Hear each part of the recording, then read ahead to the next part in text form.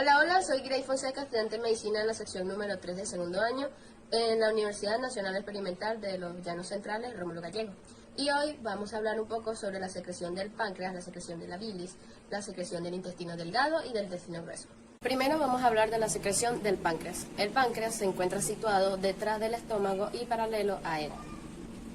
La secreción del páncreas contiene múltiples enzimas destinadas a la digestión de las tres clases principales de alimentos: las proteínas, los hidratos de carbono y las grasas. La regulación de la secreción del páncreas está dada por estímulos básicos que provocan la secreción de este. Existen tres. La primera es la acetilcolina, 2, la colecitocina. La tercera es la secretina. Las dos primeras sustancias estimulan a las células acinares del páncreas y favorecen la producción de grandes cantidades de enzimas pancreáticas digestivas, con adiciones relativamente escasas de líquidos asociados. La secreción del páncreas, al igual que la gástrica, sucede en tres fases. La primera es la cefálica. En cuanto las mismas señales nerviosas de origen encefálico que proceden a la secreción básica estimulan a lo que es la liberación de acetilcolina en las terminaciones nerviosas vagales. La segunda es la gástrica. Durante la fase gástrica, la estimulación nerviosa de la secreción nerviosa pancreática continúa y se añade a otros 5 a 10% de las secreciones pancreáticas secretadas después de una comida. La fase intestinal, que es la tercera, comienza una vez que el quimo sale del estómago y penetra al intestino delgado. Para la secreción pancreática se convierte copiosa, sobre todo en respuesta a la hormona secretina. La secretina estimula la secreción copiosa de iones de bicarbonato que neutralizan al quimo hacia el estómago. Ahora hablaremos de la secreción de la bilis. Una de las muchas funciones del hígado consiste en la secreción de la bilis. La bilis ejerce dos funciones importantes. En primer lugar, desempeñan un papel importante en la digestión y absorción de las grasas. En segundo lugar, la bilis sirve como medio para la excreción de varios productos de desechos importantes procedentes de la sangre. El hígado secreta la bilis en dos fases. La primera es dada por los hepatocitos, que son las principales células funcionales metabólicas que secretan la porción inicial que contiene grandes cantidades de ácidos biliares, colesterol y otros componentes orgánicos. La segunda es cuando la bilis fluye por los canales hacia los tabiques interglobulares, donde los canalículos desembocan en los conductos biliares terminales. Los hepatocitos secretan continuamente la bilis, pero la mayor parte de esta se almacena en la vesícula biliar hasta que el duodeno la necesita. La capacidad máxima de la vesícula biliar es de solo de 30 a 60 mililitros. La bilis está compuesta por las sustancias secretadas en mayor cantidad, las cuales podrían ser las sales biliares, que son alrededor de la mitad total de todo su soluto. Otras sustancias que también podrían ser secretadas en grandes cantidades comprenden lo que es la bilirrubina, el colesterol, la lecitina y los electrolitos habituales del plasma. Acá les voy a dejar una tabla donde se encuentran más específicos cada una de estas sustancias que se encuentran en la bilis y en qué porción se encuentran. Durante el proceso de concentración vesicular se reabsorbe el agua y grandes cantidades de electrolitos, pero hay sustancias que no se reabsorben. ¿Por qué? Pues porque algunas sustancias son muy elevadas y no se reabsorben por esta situación. Función de las sales biliares. Las sales biliares ejercen dos efectos importantes en el tubo digestivo.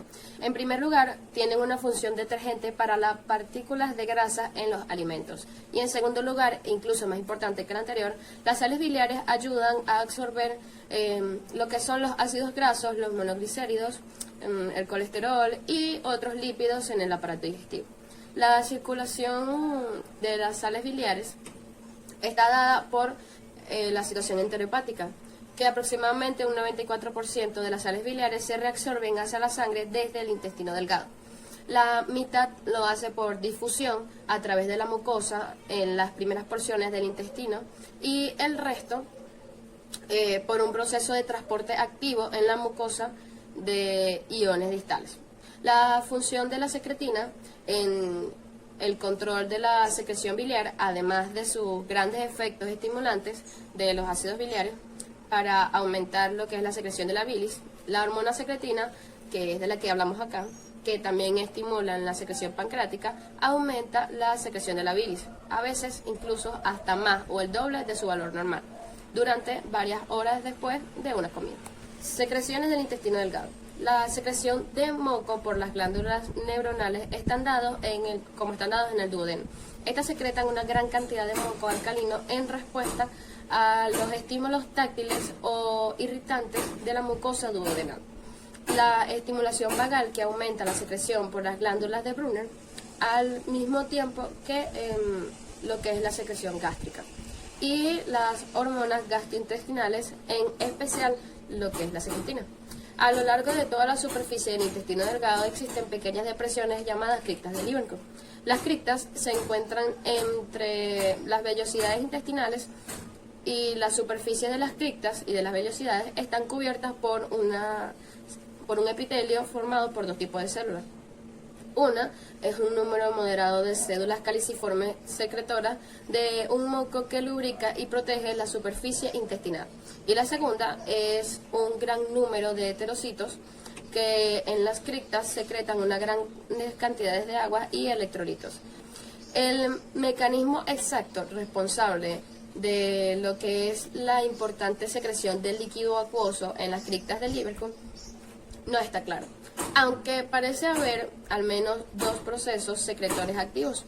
El primero es una secreción activa de iones de cloruro que se encuentran en las criptas, y el segundo es una secreción activa de iones de bicarbonato, que estos dos iones producen un arrastre eléctrico de iones de sodio de carga positiva a través de la membrana y también al líquido secretado.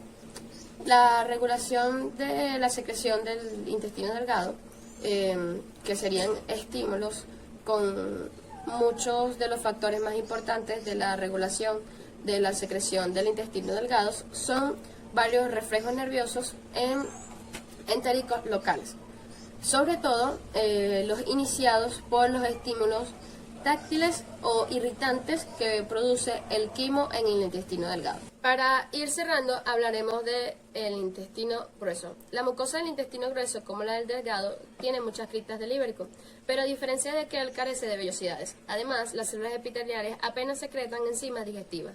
De hecho, contienen células mucosas que solo secretan moco. Este moco contiene cantidades moderadas de iones de bicarbonato secretados por unas pocas células epiteliales distintas de los productos o de las productoras de moco.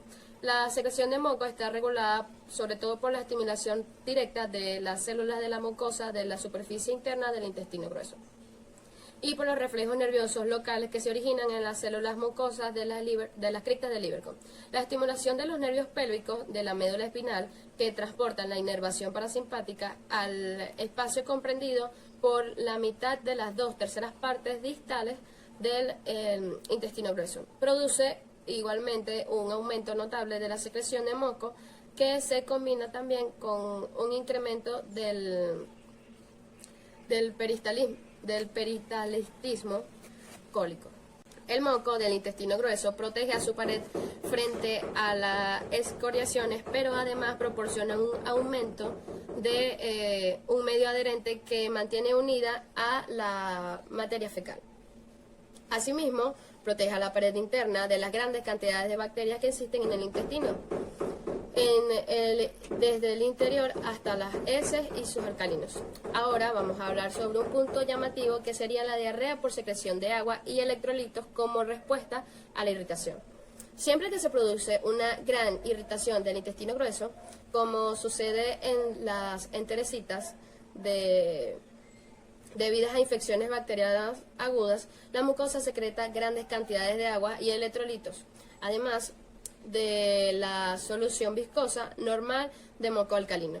Con ayuda de la secreción se diluyen dos factores irritantes y se estimula el rápido progreso de las heces hacia lo que es el ano.